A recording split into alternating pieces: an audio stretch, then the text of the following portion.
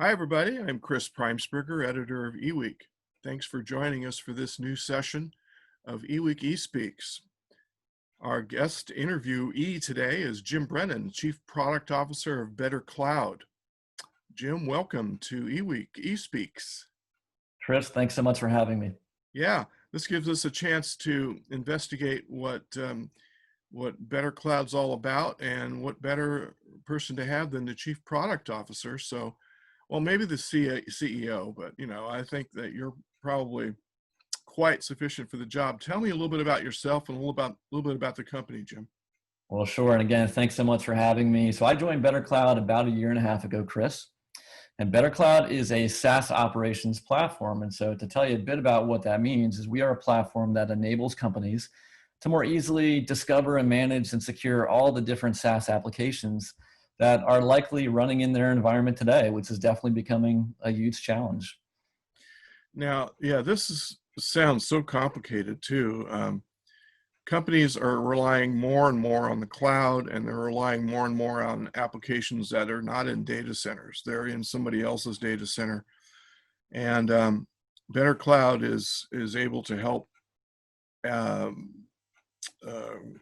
company officials, CTOs, CIOs, admins, whatever, just kind of control where the functionality is. Is that it? And who has access to it all? Is that it? That's definitely part of it. I would say it actually goes a bit beyond that. If you think the power of SaaS is very much rooted in end user productivity and making that end user experience what it can and should be. The power to collaborate and share and communicate at scale. And of course, we've seen a lot of that benefit in these last 4 months. But as with a lot of things, there's another side of that coin, and essentially that best of breed type of world can be quite difficult for the IT team to, as you say, get their hands around that and apply governance and control. And so it's this notion of how do we give users that experience they want, but not as a business forfeit the things that we need to hold true to make sure that the company is protected and the company is operating efficiently. Okay. How does it all work? Is it a cloud service that you just subscribe to and work from there? And does it also work in data centers if someone wanted to have the software in data centers, or is it all cloud? We ourselves are a SaaS platform, so we are all cloud. And the way that we are performing the various capabilities is we're leveraging the APIs of the different SaaS applications. So we run as a SaaS application, and then we essentially act on behalf of you as a customer and connect with the SaaS applications that you want to manage and secure. And everything is done over those API connections. Okay. Does BetterCloud connect only with partner type companies, or can a customer dial up any kind of a service with you, or how's that work? Great question. Our vision, Chris, is to be able to offer up this discovery and management and security for any SaaS application. Today, we do so for about 60. So these are integrations that we ourselves as BetterCloud have created. We make available to you in the product. We do also have the ability for you to create your own custom integrations using our own API. And that's something that we're continuing to invest in. We know that to accomplish that mission of supporting every SaaS application in the universe, basically, we're going to have to enable that completely, to enable that community aspect as well. Yeah. You were mentioning to me a larger trend that BetterCloud's part of. Can you describe that?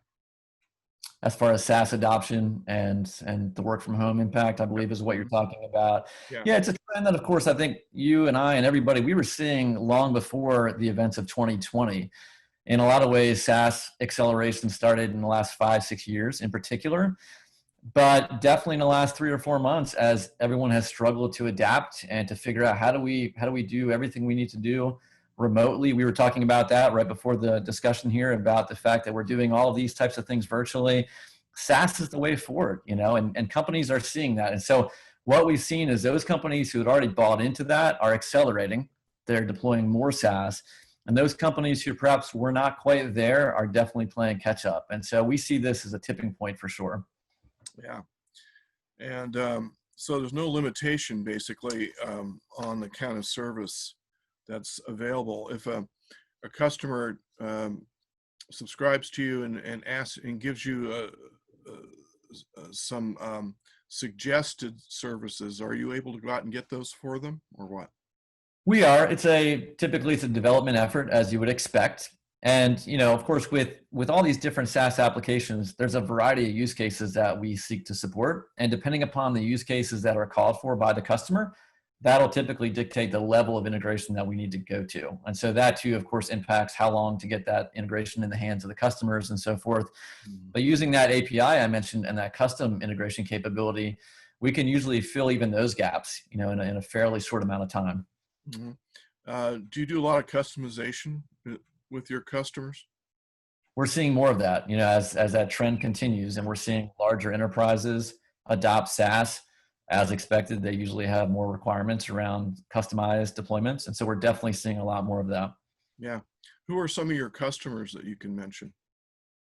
Yeah, so we've got a long list of customers across a lot of different verticals. Typically, the SaaS forward customers are the ones that come to mind. And I don't have a list ready as far as referenceable customers, so I'm hesitant to actually quote some of those, but we can certainly follow up.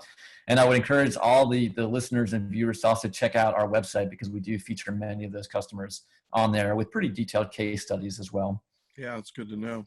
Is that bettercloud.com or is it .net or one of the others? .com? BetterCloud.com, exactly. Very good.